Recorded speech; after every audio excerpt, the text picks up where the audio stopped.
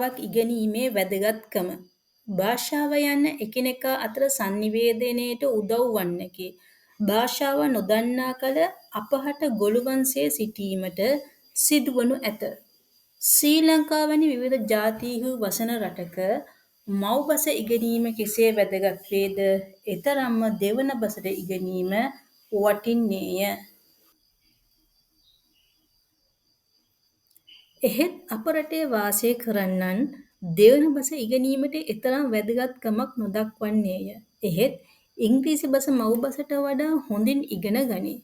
ඉංග්‍රීසි බස ජාත්‍යන්තර වැදගත් වන බසකි. එහෙත් අප රට තුළ ජීවත් වන විට දෙවන භාෂාව යන්න බොහෝ වැදගත් වේ. දෙවන භාෂාව ඉගෙනීම තුළින් එකිනෙකාගේ අදහස් දැනගත හැක. එසේම එකිනෙකා අතර විශ්වාසය ගොඩනැගේ. තවද එකිනෙකා හඳුනාගත හැක. එසේම තමන් අදහන ආගම දහම ගැනද කියා දිය හැක. හදිසි අවස්ථාවකදී සැවොම එක් වී සහයෝගයෙන් යුතුව කටයුතු කිරීමේ අවස්ථාව සැලසේ. ශ්‍රී ලංකාවේ පෙරට වඩා අධ්‍යාපන රටාව තුළද දෙවන බසට වැඩි වැදගත්කමක් ලබා දී ඇත. එහෙයින් අප සැම දෙවන භාෂාව ඉගෙනීමේ වැදගත්කම හඳුනාගෙන පෙරට වඩා දෙවන බස උගනිමු, රටට සෙතක් කරමු. ළමයි මන් දැන් මේ රචනාව කියවනකොට ඒ කියන්නේ මව් බසටත් වැඩි වැදගත්කමක් ඉංග්‍රීසි භාෂාවට දීලා තියෙයි කියලා මම සඳහන් කරලා තියෙනවා. එතනදී මම ඉංග්‍රීසි භාෂාව අඩු තක්සේරු කිරීමක් නෙවෙයි කරන්නේ. එතනදී මම පැහැදිලි කරන්න බලාපොරොත්තු වෙන්නේ දැන් ශ්‍රී ලංකාව වගේ රටක් ගත්තොත් සිංහල, දෙමළ, ඉංග්‍රීසි මේ භාෂා තුනම බොහෝ වැදගත් වෙනවා. ඒත් දැන් අද තත්ත්වය බලනකොට දැන් පාසල් වල ඉගෙන මොකක් හරි උසස් අධ්‍යාපනය ලබන ළමයෙක් ගත්තත් පාසල් අධ්‍යාපනය ලබන ළමයෙක් ගත්තත්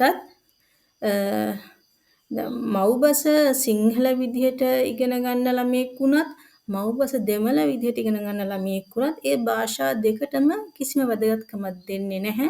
ඒත් ඉංග්‍රීසි වලට වැදගත්කමක් දෙනවා. ඔබට ඒක තේරෙනවා ඇති කියලා මම හිතනවා. ඒත් මම පෞද්ගලික හිතන දෙයක් තමයි ඉංග්‍රීසිත් වැදගත්. ඉංග්‍රීසි කියන දේ ශ්‍රී ලංකාවටත් වැදගත්. ඒක ජාත්‍යන්තරත් වැදගත්. කොහේ ගියත් අපට අවශ්‍ය වෙන භාෂාවක්. එහෙමයි කියලා දැන් මව් බස අපට අමතක කරන්න බෑ. අනිවාර්යයෙන්ම මව් බස ඉගෙන ගන්න ඕනේ. දැන් මව් බස විදිහට දෙමළ ඉගෙන ගන්න ළමයෙක්ගේ සමහර වචන වල තේරුම් ඇහුවොත් දෙමළෙන් පැහැදිලි කිරීමක් කරන්න දන්නේ නැහැ. ඒත් ඉංග්‍රීසියෙන් පැහැදිලි කරන්න දන්නවා. ඒක නම් මම අර ඉංග්‍රීසි හැම වෙලේම අර කියනවා ඕනේ කොහේ ගියත් ඕනේ කියලා. එහෙමයි කියලා ඉංග්‍රීසි ඉගෙන ගැනීම වැදගත් නැහැ කියනවා නෙවෙයි. ඉංග්‍රීසි ඉගෙන ගත්තට අනිත් භාෂා අපි අමතක කරන්න හොඳ නැහැ. මේ භාෂා තුනම අපි හොඳ හැටි ඉගෙන ගන්න ඕනේ. හැම භාෂාවකටම අපි වැදගත්කමක් දෙන්න ඕනේ. නැත්තම් මෙතනදී මම ඉංග්‍රීසි භාෂාව අඩු තක්සේරු කිරීමක් කරේ නැහැ. මම හැම වෙලෙම කියන දෙයක් තමයි ශ්‍රී ලංකාවේ මේ ජීවත් වෙන හැමෝම සිංහල, දෙමළ, ඉංග්‍රීසි දැනට සිංහල, දෙමළ, ඉංග්‍රීසි මේ භාෂා තුනම ලියන්න, කියවන්න, ඒ වගේම කතා කරන්න දැනගෙන ඉන්න ඕනේ. ඒ වගේ මේ භාෂා තුනටම OL වලට ඒ සාමර්ථ්‍යයක් තියෙනවා නම් ඒක ගොඩක් වටිනවා. මේ වගේ පැහැදිලි කිරීමක් තමයි මම කරලා තියෙන්නේ. කවුරු හරි මේක වැරදියට වටහා ගනී කියලා තමයි මම මේ පැහැදිලි කිරීම කරේ.